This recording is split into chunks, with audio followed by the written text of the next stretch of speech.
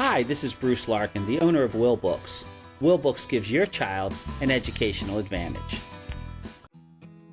Hi boys and girls, this is Bruce the Jackalope Man, Larkin, and I'm going to be reading to you one of my books, and it is a kind of a book called A Tall Tale. I hope you enjoy it. Here we go. Pecos Bill tries to catch a Flaggerdoot. Have you ever heard of Pecos Bill? If you say you haven't, I might think you're shucking me. Pecos Bill was as famous as a fella can be. Most everybody has a yarn about Pecos Bill. This here tale is one you might have never heard before, but it's worth a listen.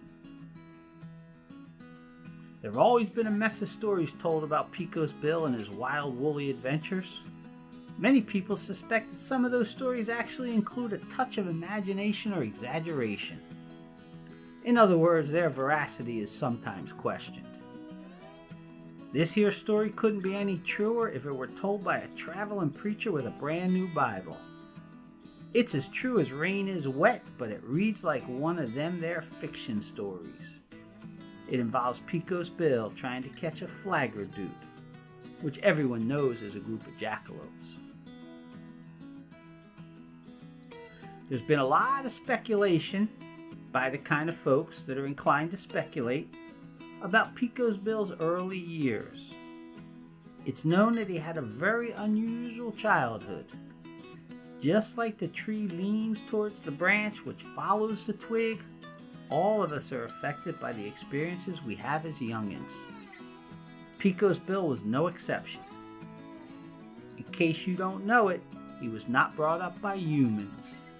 This cowboy adventurer, who would go on to become much more famous than all the other people, a lot less famous than himself, was raised by coyotes. Coyotes are critters which are generally considered to be quite clever.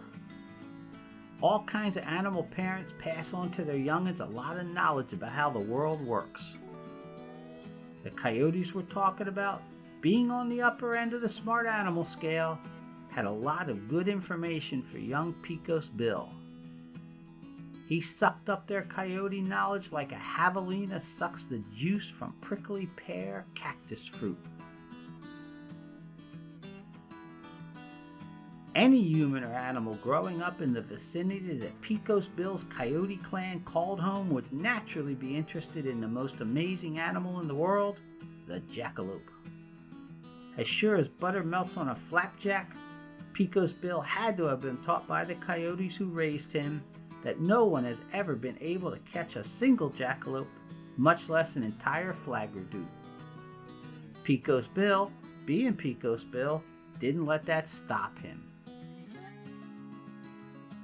He had seen a Flaggerdoot streaking across the Sonoran Desert in southern Arizona one hot summer day and decided to try to catch it. The Flaggerdoot in question was heading west towards the setting sun, so Pecos Bill headed due north with a plan in mind. He gathered every shovel and pickaxe in Arizona, Colorado, Nevada, Utah, New Mexico, and California. He ended up wearing out every single one of those shovels and picks, digging a deep trench to catch the jackalopes he was hoping to trap.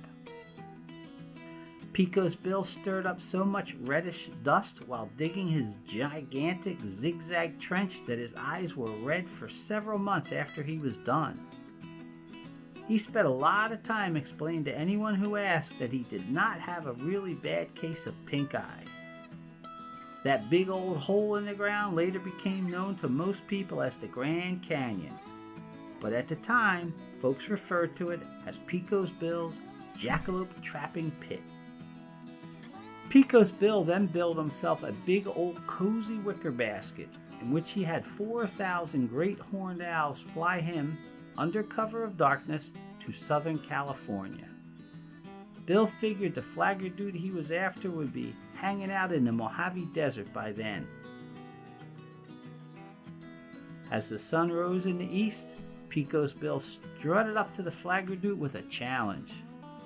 He told the assembled Jack-Yaks and Jenkins that he would race the entire Flaggerdoot to the town of Flagstaff, Arizona, and then due north to Old Faithful in the Yellowstone region of Wyoming. The winner would get 13 wagons full of freshly made peanut butter and pickle sandwiches, the world's largest pile of popcorn, and some gumdrops thrown in for good measure. The Jackalopes readily agreed. They was giggling and salivating to beat the band.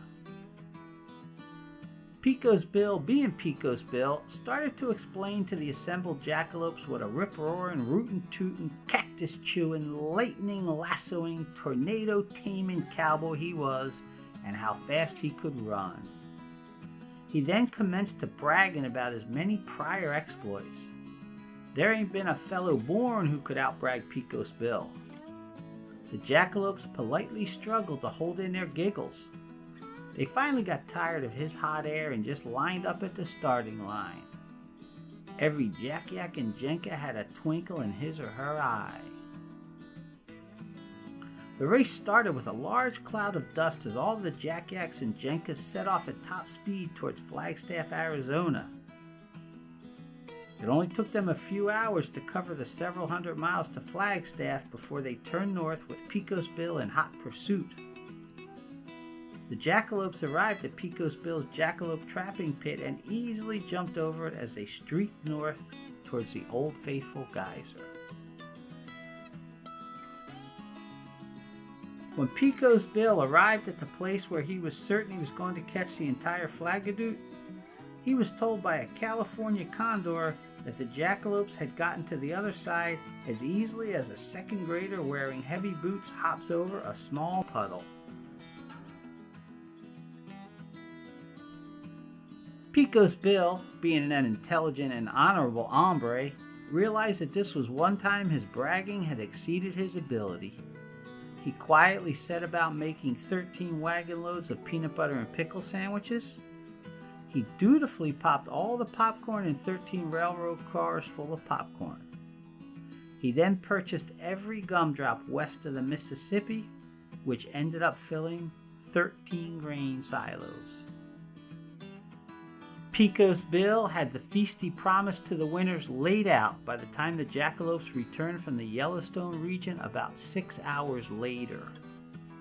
The jackalopes were so impressed by Pecos Bill's efforts in digging the Grand Canyon that they declared him to be the Jackalopiest man in the world. They decided amongst themselves to do something so the world would never forget how Pecos Bill formed the Grand Canyon. Now you know how the Grand Canyon was formed and why every 13th jackalope has red eyes. It's Bruce the Jackalope Man Larkin. Thanks for watching this video today. We have a lot more videos, so go ahead and check them out. If you want to keep up to date on new videos, subscribe to our channel. If you want to read some free books online, go to the Wilbooks.com website. And if you'd like to enjoy a small bowl of bridge mix, have at it. See you later.